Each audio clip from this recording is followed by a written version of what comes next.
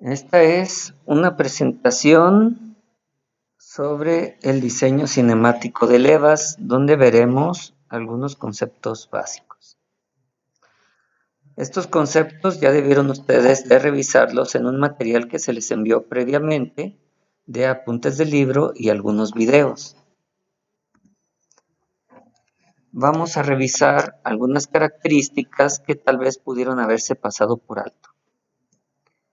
Por ejemplo, ¿cuándo debemos seleccionar una leva? ¿Qué ventajas y desventajas presenta frente a otros elementos que ya hemos estudiado? Bueno, por ejemplo, tenemos los mecanismos de barras, que son fáciles de construir y por lo tanto económicos. En contraparte, las levas son de fabricación demasiado precisa y por lo tanto requieren un costo más elevado. También podemos constatar que las barras se utilizan en mecanismos que pueden tener movimientos bastante grandes, mientras que las levas se emplean por lo general para movimientos bastante pequeños. Una leva de 10 o 20 centímetros se moverá apenas unos milímetros. Por su parte, los engranes también son costosos, pero a diferencia de las levas, solamente se utilizan para movimientos rotacionales. No hay traslación de otros elementos.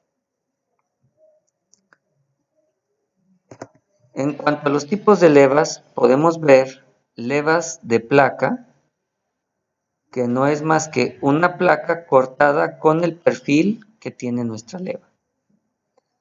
Al girar la leva, este elemento que llamaremos seguidor va a ser obligado a moverse de alguna cierta forma.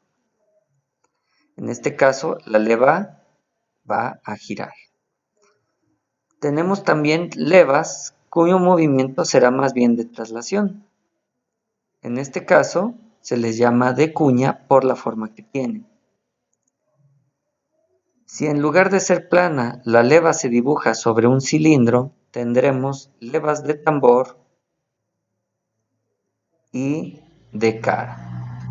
La diferencia entre estas dos es que el seguidor apoya sobre una parte lateral respecto del cilindro donde está dibujado el perfil de seguimiento, mientras que en este otro, el seguidor apoya directamente sobre la cara transversal al cilindro.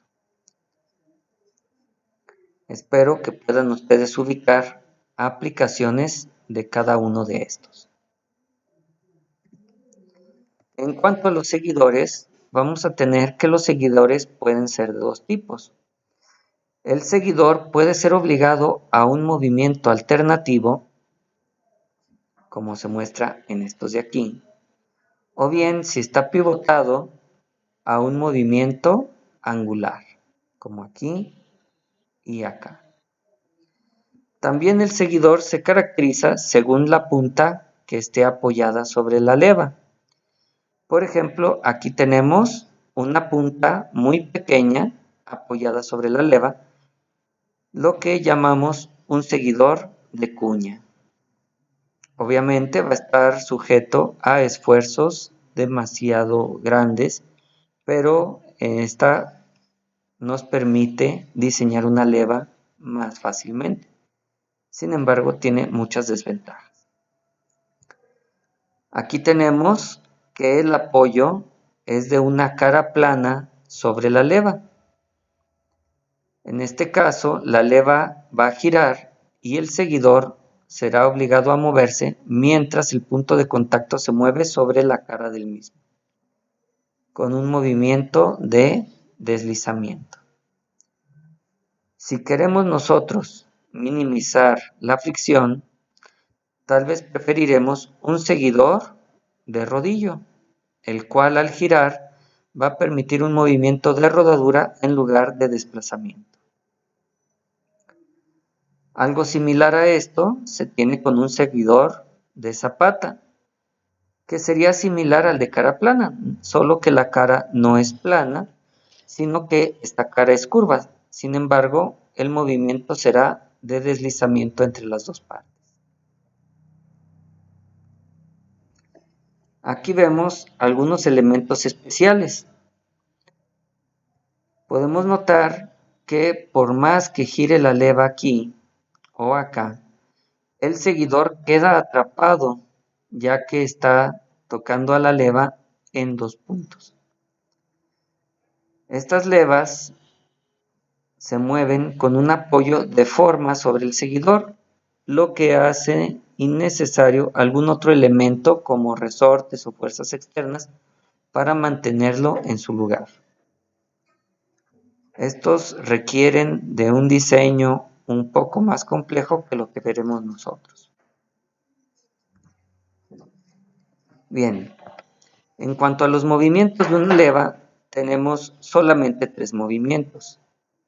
Movimiento de subida, movimiento de retorno y de tensiones, es decir, cuando el seguidor se mantiene en su lugar mientras la leva gira. Estos movimientos los vamos a denotar como una elevación y, es decir, una distancia, con respecto al giro angular de la leva. Así, y es una función del giro que tiene la leva y por lo tanto podemos calcular sus derivadas. La derivada de y respecto del ángulo sería y', su segunda derivada y', tercera derivada y'. Ahora, si nosotros derivamos el desplazamiento respecto al tiempo, obtenemos la velocidad y punto, que aplicando la regla de la cadena, podemos ver que se calcula como y' por la velocidad angular. Si volvemos a derivar aplicando la regla de la cadena y además las leyes de derivación, obtenemos que y dos puntos o la aceleración es y' por omega cuadrada más y' por la aceleración angular. Si derivamos una vez más, obtendríamos y tres puntos, es decir, la derivada de la aceleración. Y se calcula como se muestra aquí. Bien, las levas que nosotros analizaremos en el curso, las supondremos que giran a velocidad angular constante, por lo que alfa y sus derivadas serán cero. Esto nos permitirá calcular la cinemática de la leva de una forma más sencilla, ya que y punto, y dos puntos y y tres puntos se calcularán simplemente como y punto igual a y' por omega, y dos puntos igual a y' por omega cuadrada, y tres puntos igual a y' por omega cúbica. Es decir, la derivada respecto al tiempo es igual a la derivada respecto al ángulo multiplicado por una constante.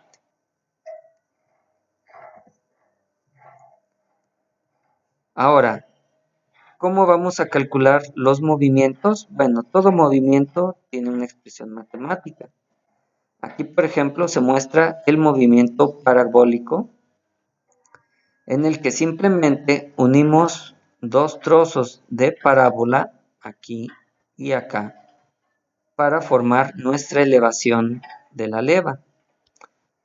Ahora, si esta curva y tiene una función respecto del ángulo θ, es lo que nosotros vamos a derivar.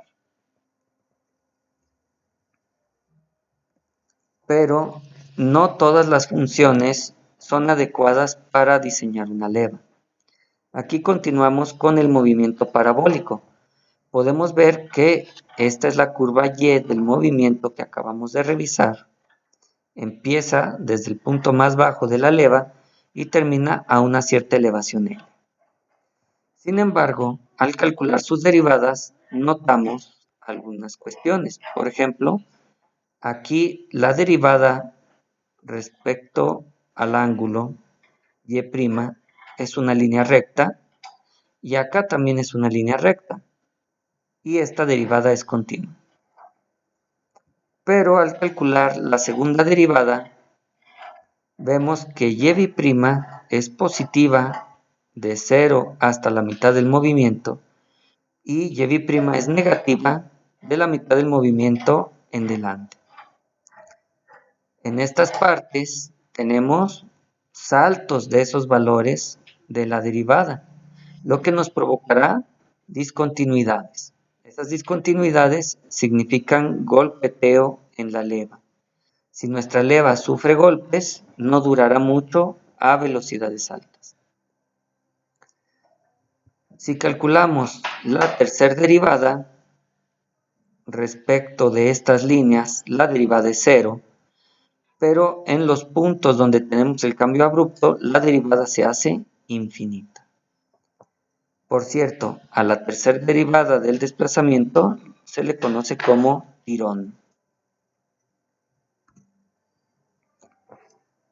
Bien, el movimiento parabólico respecto del ángulo podemos expresarlo con esta expresión matemática: y igual a por teta cuadrada más b por teta más c.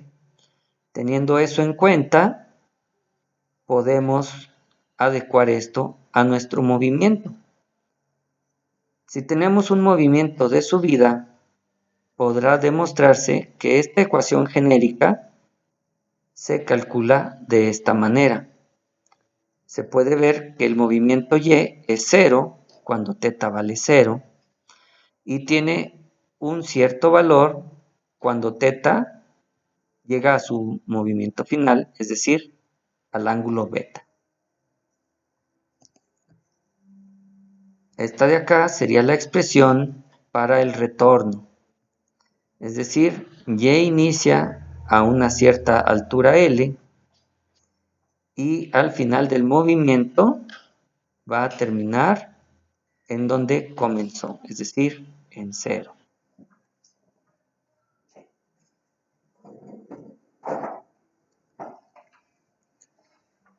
Se elaboran otros tipos de movimiento, dado que, como ya vimos, las derivadas para una leva que sube y baja con movimiento parabólico tiene discontinuidades. Uno de estos movimientos es el movimiento armónico simple, que se puede construir midiendo cuál es la elevación con respecto a un movimiento angular sobre un círculo. Esta elevación se grafica con respecto al ángulo y tenemos el movimiento armónico simple. Esto sería similar a una función senoidal.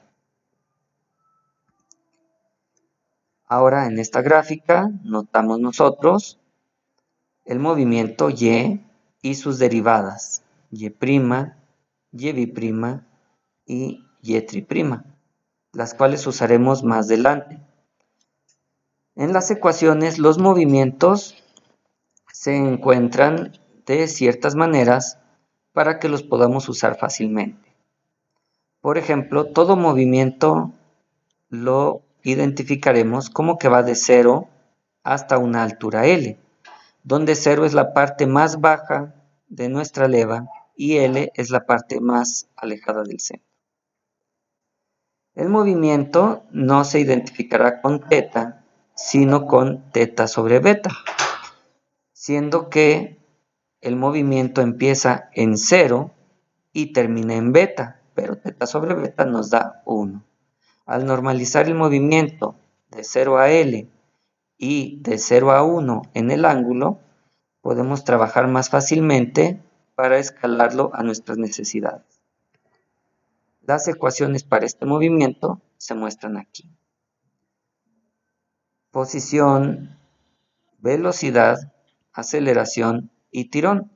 Aunque recordemos que estos no son verdaderamente derivadas respecto al tiempo. Falta multiplicarlos por omega cuadrada o por omega cúbica. Aquí tenemos el movimiento armónico simple, pero de retorno. Sus ecuaciones. Y bueno, ustedes tienen el material para revisar los siguientes con calma. Movimiento cicloidal. Aquí vemos cuáles son sus gráficas de posición, velocidad, aceleración y tirón y sus ecuaciones. Para el cicloidal de retorno, lo mismo, sus gráficas y sus ecuaciones. Tenemos movimientos armónicos. Estos se requieren porque, como veremos más adelante, no todos los movimientos son compatibles con las condiciones de nuestro problema a resolver. Por ejemplo, ustedes pueden notar en el movimiento armónico simple que la primera derivada empieza y termina en cero. La segunda derivada empieza y termina distinta de cero. En el armónico modificado tendremos que la velocidad empieza y termina en cero, pero la aceleración aquí sí empieza en cero, aunque sigue terminando distinta de cero. Todo ese conjunto de variantes nos permitirá hacer combinaciones de movimientos. Lo mismo pueden ver ustedes en los movimientos de retorno y en los semiarmónicos de subida y de retorno. Aquí los identificaremos como inciso A cuando sea cóncavo hacia abajo o inciso B cuando sea cóncavo hacia arriba. Estos son de retorno. Aquí tenemos también el movimiento cicloidal partido en dos, semicicloidal de subida y semicicloidal también de subida, pero cóncavo hacia arriba y cóncavo hacia abajo. Sus ecuaciones respectivas de cada uno y el movimiento de retorno. Sus ecuaciones. Finalmente, a veces necesitaremos adecuar a condiciones más complicadas, en cuyo caso se recomienda crear una curva de tipo polinomial que tiene esta forma. Esta curva también debe estar restringida de manera normalizada a una altura de 0 a L y un movimiento de 0 a 1 para teta sobre beta. Más adelante, en algún ejemplo, se explicará cómo obtener esta ecuación. Bien, para dibujar la leva, lo que vamos a hacer nosotros es trazar los desplazamientos de la elevación de la leva sobre la rotación de un círculo. Aquí tenemos, por ejemplo, el centro de rotación de nuestra leva y tenemos aquí un círculo de base. Acá tenemos el punto que seguiría el centro del seguidor. También forma una circunferencia. Entonces, lo que vamos a hacer es trazar estos desplazamientos sobre el movimiento angular de nuestra leva. Por ejemplo, aquí tenemos un recorrido angular 2 y puede verse una elevación de aquí a aquí. Esta elevación se trazará desde el punto del centro del seguidor hacia afuera de manera radial. Pueden notar ustedes que esta distancia es igual a esta distancia. Y así sucesivamente. Por ejemplo, para el movimiento angular 7 tenemos esta altura y pueden notar ustedes que desde el punto del centro del seguidor hacia acá tenemos la misma distancia. Entonces lo que se hace es dibujar el seguidor en cada posición transferida de nuestro diagrama de movimientos hacia la rotación de la leva. Ahora, esto se traza empleando lo que es el principio de inversión cinemática, suponiendo que lo que se mueve es el seguidor sobre la leva, cuando en realidad el seguidor se mantiene en su lugar y es la leva la que gira para poder desplazarlo. Entonces, si nosotros dibujamos los movimientos 1, 2, 3, 4 en sentido antihorario, estaremos diseñando realmente una leva que gira en sentido horario. Y esto es muy importante porque las levas no giran muy bien en lados contrarios al que fueron diseñadas. Bien, les voy a mostrar cómo se hace el perfil de la leva de manera gráfica con un pequeño programa.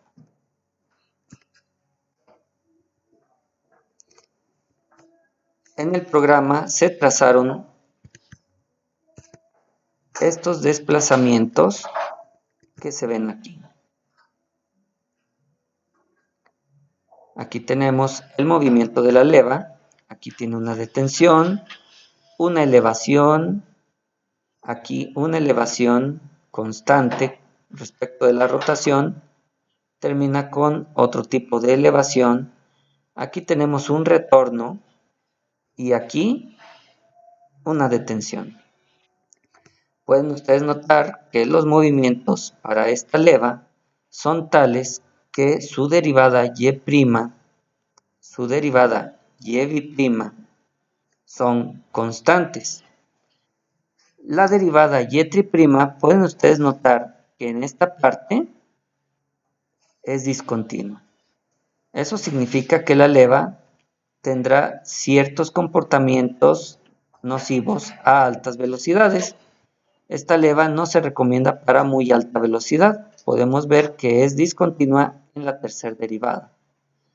Se pueden seleccionar otros movimientos que hagan a la tercera derivada continua, pero en ese caso necesitaremos emplear polinomios para ajustar los movimientos y que las cuatro curvas sean continuas.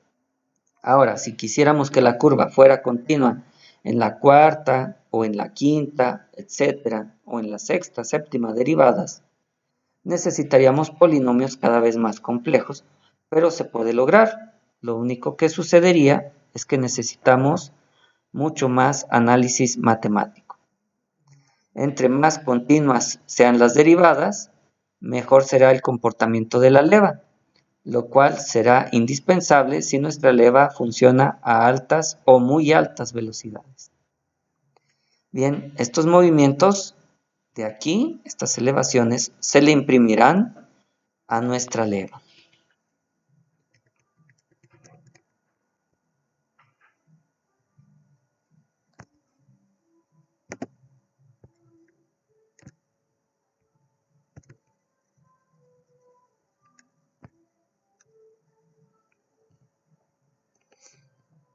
Como pueden ver, se dibujó el seguidor y se dio el perfil de la leva por todos los puntos que va dejando el seguidor.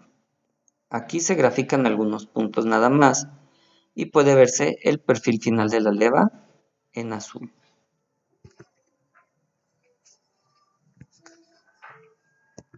Vamos a verlo de nuevo.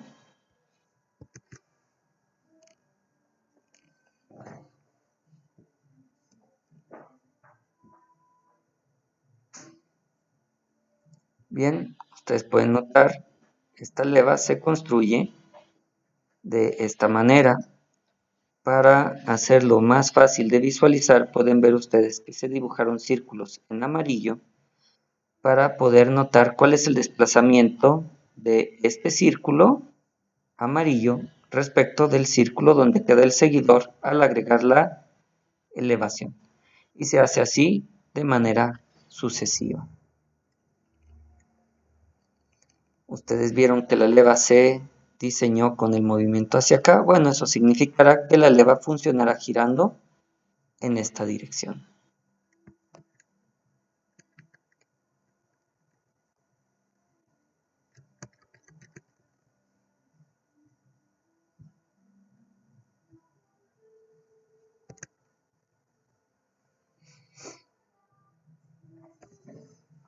Aquí tenemos el diseño de una leva con un seguidor excéntrico. Obviamente también se realiza de manera gráfica, solamente que el dibujo del seguidor se tiene que girar con respecto al centro de la leva y por lo tanto verán que esta línea sigue siendo excéntrica al centro. Aquí también la línea sigue siendo excéntrica, etc. Su construcción es muy similar, solamente que hay que rotar todo el dibujo del seguidor con respecto al centro. Aquí también de manera gráfica, una leva, pero ahora con un seguidor oscilatorio.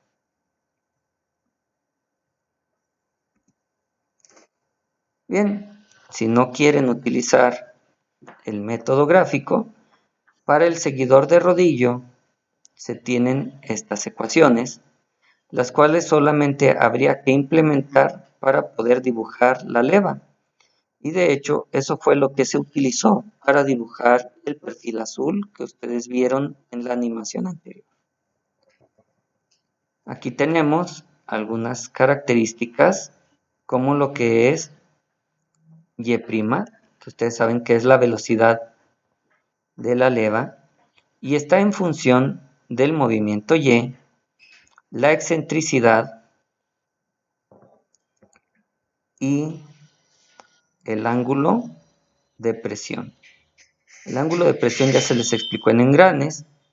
Deberíamos tener un ángulo de presión pequeño para que nuestra leva funcione correctamente. Trataremos de que no sea mayor de 30 grados.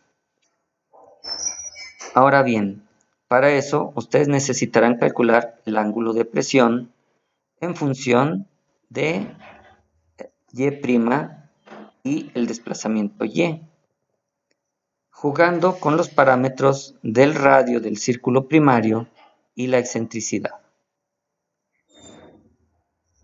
Ahora, el ángulo phi se va a calcular según el número de puntos que utilicemos para fabricar nuestra leva.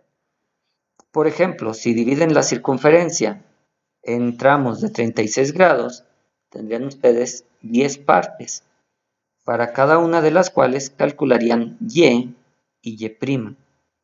Por lo tanto, tendrán valores de Y en 10 diferentes posiciones, valores de Y' en 10 diferentes posiciones y valores del ángulo de presión en esas 10 diferentes posiciones. Y se verificará que el ángulo phi no sea mayor de 30 grados en cualquiera de esas posiciones. Ahora, 10 posiciones es muy pequeño. Tal vez ustedes necesiten dibujar una leva con 30, 40, 100 o 1000 partes, en cuyo caso, como ustedes saben, todas estas expresiones, más las expresiones de los movimientos de la leva Y y Y', tendrían que estar en un programa computacional. También se tiene el cálculo del radio de paso o radio de curvatura que vamos a tener aquí en donde va pasando el seguidor. Este radio de curvatura siempre deberá ser mayor que 0, porque si es muy pequeño, 0 o negativo, nuestra leva no funcionará de manera adecuada. De hecho, tendremos el problema de socavación. Por eso también esta característica hay que calcularla y verificar que sea mayor que un valor establecido. Para dibujar nuestra leva se pueden utilizar coordenadas polares R y phi o coordenadas locales U y V. Estas coordenadas locales son cartesianas, pero giran con respecto a nuestra posición inicial de la leva. R y psi se calculan como se muestra aquí y simplemente se calcula la coordenada X como R coseno de psi y Y como R seno de psi. La socavación ocurre cuando el perfil de la leva se corta a sí mismo. Pueden ver aquí la curva del seguidor, que debería ser teórica, pero la trayectoria real será esta, dado que nuestra leva es cortada por el perfil del seguidor aquí, y este tramo no aparecería. Por lo tanto, la leva ya no sigue su perfil teórico que calculamos, sino que seguiría un perfil diferente. por lo que ya no es adecuada. Aquí tenemos método gráfico para un seguidor plano, como ya dije. Simplemente el seguidor se gira con respecto al centro de la leva y se va graficando. En este caso se grafican líneas tangentes y si grafican ustedes demasiadas líneas podrán obtener el perfil de la leva.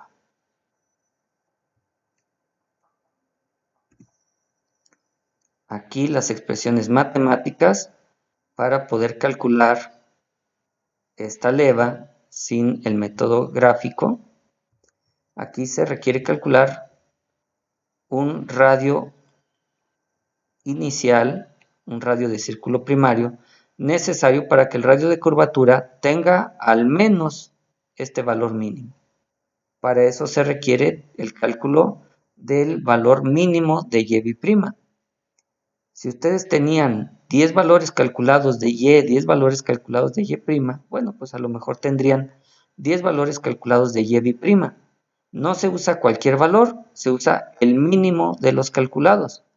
Sin embargo, con 10 valores, tal vez no están atrapando el verdadero mínimo de la función, por lo que tendrían que utilizar métodos algebraicos para buscar a y' mínima, o bien particionar el diseño de su leva en muchísimas partes. Tal vez unas 200, unas 1000 partes. El ancho de cara, que sería la longitud necesaria del seguidor para que siempre esté en contacto con nuestra leva al girar, se calcula de esta manera. Aquí tenemos otra vez las coordenadas R y Psi que se usarían para graficar nuestra leva. Aquí vemos también el problema de socavación de la leva. ¿Qué tenemos que hacer aquí? Pues aumentar el radio del círculo primario, dado que aquí la excentricidad no juega ningún papel, solamente de estabilidad para el seguidor. Algunas recomendaciones: deben de diseñar pensando que todos los movimientos de la leva deben de sumar 360 grados, es decir, la leva deberá repetir dichos movimientos en una vuelta. Por lo tanto, los puntos inicial y final del diagrama serán uno mismo. Las curvas de posición, velocidad y aceleración deberán ser siempre continuas si queremos que esto funcione a velocidades moderadas. Y la curva del tirón debería ser continua para velocidades más altas. Incluso, como ya dije, tal vez derivadas superiores deberían ser continuas también. Bueno, con eso terminamos la presentación de diseño de levas y lo que sigue sería realizar algunos ejemplos. Bien, también deben de saber que muchos movimientos pueden cumplir con su problema, pero deberán elegir aquellos que optimicen su diseño. Recuerden evitar la socavación y que en general las levas trabajarán únicamente en la dirección para la cual fueron diseñadas.